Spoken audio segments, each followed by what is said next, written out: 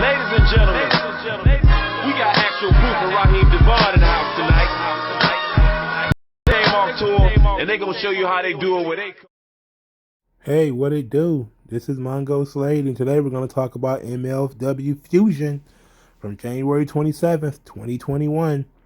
So Joseph Samael was pretty pissed that Injustice got over on them on Contra the previous week. And he talked about how he got soldiers all over the world and that he rebuilt Davari and that he's going to humble Injustice. And I was like, okay, fine. So the first match was Zenshi versus the Laredo Kid for the AAA Cruiserweight title. And I think I said it maybe last week or 2 weeks ago that I wanted to see more of Zenshi because they pretty much treat him like a job guy. He just comes in and gets beaten up, and that's pretty much it. But this match, they actually did do something. They actually showed what he can do. And they actually talked about him. You know, apparently he was a double champion in Brazil and Chile. And they showed off some of his stuff. Like, he did like a 619 on the outside. It was like out of a headstand. It was pretty interesting. Then he did a shooting star press off the ring apron. Laredo Kid did a 450 splash on the floor from the ring apron. There was also a 450 senton by Zenshi while Laredo Kid was standing. It's like the Molly go round. If you've ever seen Holly do the Molly go round, it was pretty much the same thing. There was a snap mare from the top rope by Zenshi. And Laredo Kid won with a Spanish fly. You know, it wasn't much of a story. They sat down and told. It was a typical car crash cruiserweight match. It was just a little bit slower, but it was very solid. Zenshi is athletic, but he needs some personality.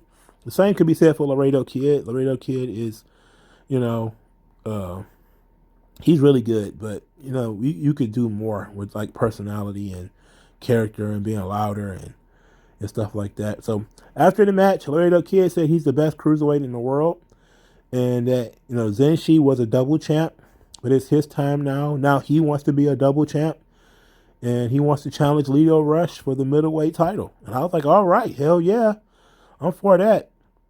Because I fucks with Laredo Kid, and Laredo Kid versus Leo Rush would be super fun. I don't see why you wouldn't make it title for title. But I think that's because, you know, they have no control over the AAA belt, you know, which begs the question, why the fuck are you introducing it if you ain't got no control over it? Anyway, Myron Reed cut a promo and said that Contra did this to themselves, that, you know, in attacking him and his friends and through that pain and humiliation, they made him a whole new beast. And he thanked them from the motivation and said he's going to get his justice when he gets in the ring with them one-on-one. I want to talk about, well, you know, Myron Reed is improving, like, as far as promos and everything is concerned. What they need to get rid of is that Eminem song that they play. I think it's Guilty Conscience that they play. It feels very immature for some reason. I don't know why it is. It just feels like they're Dennis the Menace type of characters and not like grown men. You know, him and Jordan Oliver. I know they're young guys, but that beat is cool and all, but it just feels childish. They need to get rid of that shit. Like, if they're going to be like Injustice, like, get some Dead Prez or something. Like, get something legit. If you're going to go with some legit conspiracy theory shit. But whatever. You know, I guess they have to get something that's mainstream. So we get a promo from the Von Erichs, and Kevin's gonna have his boys go cut down some trees, and he told them that hard work got them the tag team titles, and hard work will get the tag team titles back. And then they talked about Tom Lawler being somewhere on their island of Hawaii. He's hiding out in Hawaii doing something. And then we found out that it's actually Filthy Island, that he's going to do his Filthy Island stuff in their own backyard. And the Filthy Island is going to take place on February the 17th. And nobody knows what it is yet, but everybody's talking about it. So then we go talk to Los Parks, and Los Parks, LA Park thanked the new owners of Promociones Dorado for their tag team title match and said they will be the most famous family and champions in the world. Then Gino Medina shows up and says he wants to watch the main event as Richard Holiday is going to get whipped, and he wants to see it and he wants to watch it. We get more hype for the Backley brawl, which would be Mads Kruger versus Alexander Hammerstone. Apparently, Backley are illegal pit fights in South Africa, where Kruger fought in and won money in his time before he was a member of Contra. He was an illegal pit fighter. He was he was fucking Spartacus, apparently. If you ever seen Spartacus Blood and Sand, I used to love when Spartacus was in the pits during Spartacus Blood and Sand. That was my favorite part of the show. It's when Spartacus, when he actually started, getting his shit together, and he became who he was. He became who he was in the pits. That thing from the pits. Anyway, 50 Tom Lawler then did a promo where he denied attacking ACH. He says him and no member of Team Filthy attacked ACH.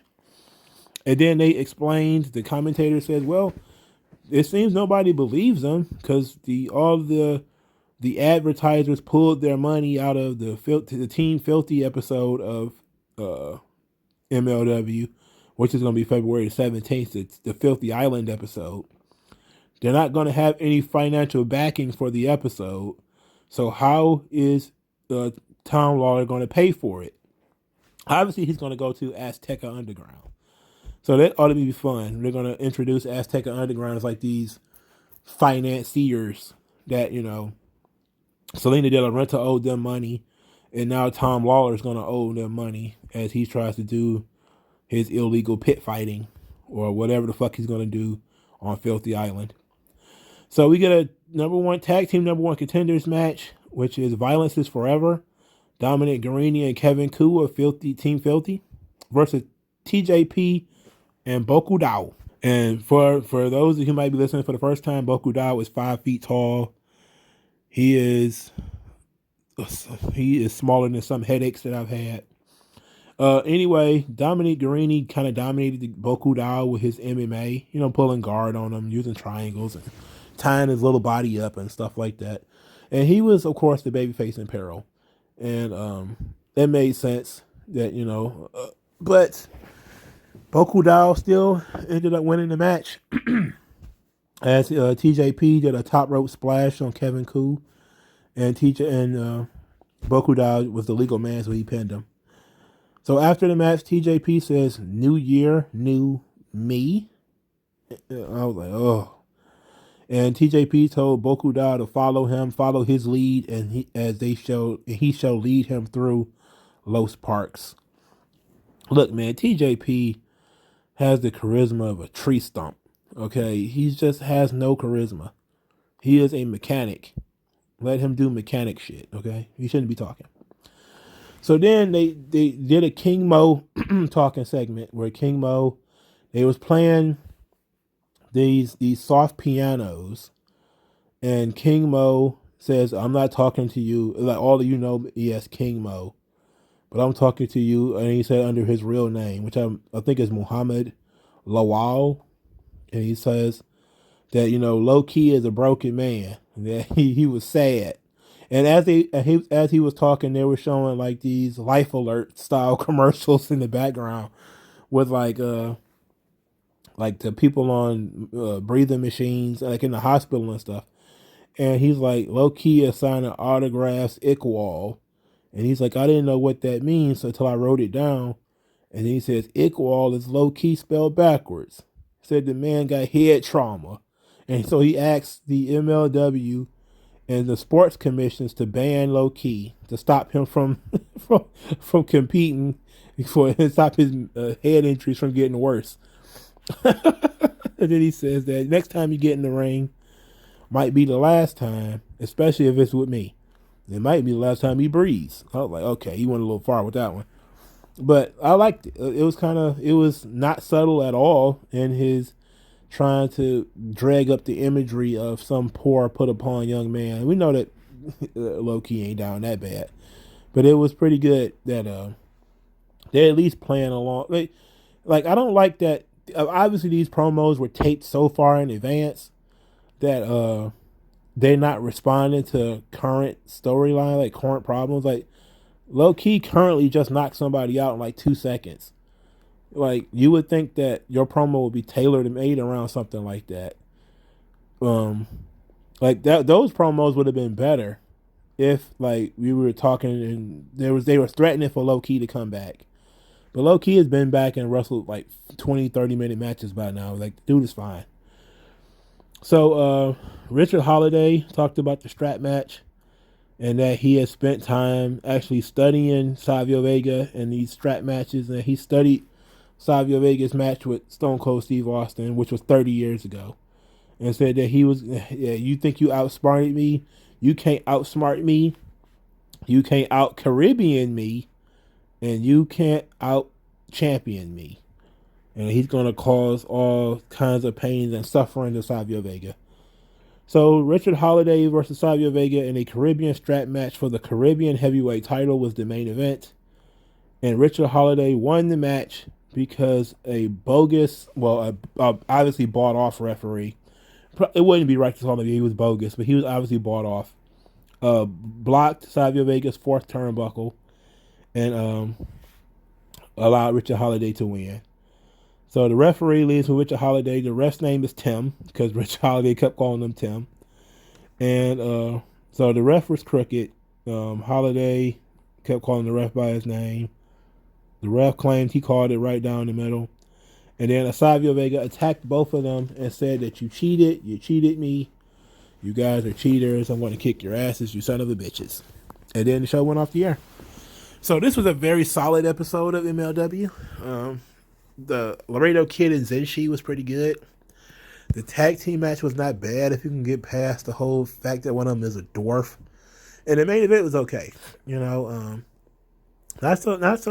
not sure how I feel about Savio Vega still wrestling.